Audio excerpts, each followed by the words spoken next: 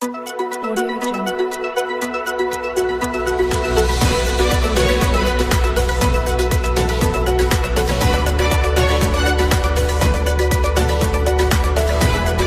ખેડા જિલ્લાના માતર યુપીએલનો સારસ સંરક્ષણ પ્રોજેક્ટ અંતર્ગત વિશ્વમાં સૌથી ઊંચા ઉડતા પક્ષી સારસને international union for conservation of nature red list હેઠળ નિર્બળ તરીકે વર્ગીકૃત કરવામાં આવ્યું છે, જેમાં ભારતમાં બીજા ક્રમે વધુ સારસ ગુજરાતના ખેડા અને આણંદ જિલ્લામાં છે.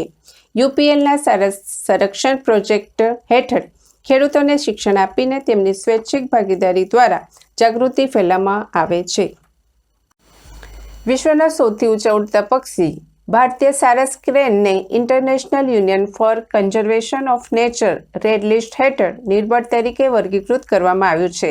પરંપરાગત રીતે સારસ ક્રેન જળપ્લાવિત વિસ્તારો અને માનવીઓ સાથે રહે છે અને ખોરાક તથા પ્રજનન માટે કૃષિ વિસ્તારોનો ઉપયોગ કરે છે. વેટલેન્ડ્સની ઘટતી જતી સંખ્યા અને વર્તમાન વસાહતોના વિનાશને કારણે સારસની સંખ્યા ઘટી રહી હોવાનું કહેવામાં આવે છે. આ પ્રજાતિ સંરક્ષિત વિસ્તારની બહાર જોવા મળે છે અને તેના અસ્તિત્વ અને શાંતિપૂર્ણ સહઅસ્તિત્વ માટે માનવીય સહનશીલતા પર આધારિત છે. એક સમયે સારસ ક્રેનની વસ્તી ભારતના ગ્રામીણ વિસ્તારોમાં વ્યાપક પાયે ફેલાયેલી હતી, પણ જમીન વપરાશમાં પરિવર્તન આવતા મોટાભાગના સારસે પોતાનું કુદરતી નિવાસ ગુમાવ્યું અને પોતાના અસ્તિત્વ માટે કૃષિ વિસ્તારોમાં રહેવાનું શરૂ કર્યું. ભારતમાં બીજા ક્રમે સૌથી વધુ સારસ ગુજરાતમાં ખેડા અને આણંદ જિલ્લામાં છે. આ પ્રજાતિ કુદરતી વેટલેન્ડ્સ બાદ પ્રજનન વસાહત તરીકે ડાંગરના ખેતરોને પસંદ કરે છે. માનવ વસ્તી સાથે નજીકથી જોડાયેલા હોવાને કારણે અન્ય પ્રજાતિઓની જેમ સારસને પણ માનવજાતની ગેરમાન્યતા અને વર્તણૂકને કારણે અનેક પડકારોનો સામનો કરવો પડે છે. યુપીએલના સારસ સંરક્ષણ પ્રોજેક્ટ હેઠળ ખેડૂતોને શિક્ષણ આપીને અને તેમની સ્વૈચ્છિક ભાગીદારી દ્વારા સારસ પ્રત્યે જાગૃતિ ફેલાવવામાં આવે છે. આ પ્રોજેક્ટની સકારાત્મક અસર જોવા મળી છે. जी सर, बताइए कि ये जो सारस जो पक्षी है क्या है, विशेषता है, क्यों यहाँ पे खेड़ा में ज़्यादातर देखने को मिल रहा है ये पक्षी, इसकी पीछे की वजह क्या है? हम लोग यूपीएल में प्रकृति पे काम करते हैं, प्रकृति को बचाने के लिए, और वो जो हमारा प्रोजेक्ट है वो पूरा का पूरा बायोडाइवर्सिटी कंजर्वेशन पे हमारा प्रोजेक्ट है, जहाँ पे खेड़ा में वेटलैंड बहुत इम्पॉर्टेंट है हमारे यहाँ पे, तो वेटलैंड कंजर्वेशन में काम कर रहे हैं. इसलिए हमने सारस पक्षी जो यहाँ का लोकल अपना है उसको लिया हुआ है, उसको बचाने के लिए हम जो काम कर रहे हैं.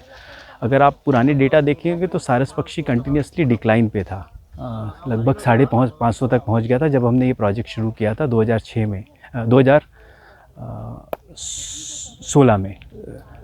उसके बाद से हमने ये प्रोजेक्ट लिया है और लोगों की जन भागीदारी के साथ हम ये प्रोजेक्ट कर रहे हैं, जहाँ पे आज ये नतीजा है कि हमारे 6 साल के काम के बाद में ये प्रोजेक्ट में जो सारस पक्षी है वो जो 550 रह गए थे वहाँ से वो 992 पहुँच गए हैं.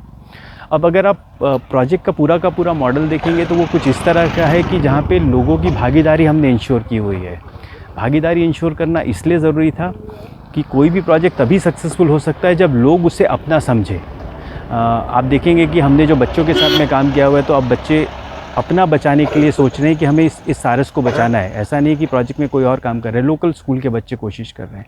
अब जब बच्चे इन्वॉल्व हो जाते हैं तो प्रोजेक्ट का लॉन्ग टर्म सस्टेनेंस बढ़ जाता है, क्योंकि वो लाइफ लॉन्ग उनके साथ चलेगा. इसी तरह से हमने किसानों की भागीदारी, बहनों की, माताओं की भागीदारी इसमें इंश्योर की हुई है. साथ में हमने ये भी इंश्योर किया इस प्रोजेक्ट में कि ये जो हमारा प्रोजेक्ट है वो पार्टनरशिप फॉरेस्ट डिपार्टमेंट के साथ रहे, गवर्नमेंट एडमिनिस्ट्रेशन के साथ रहे.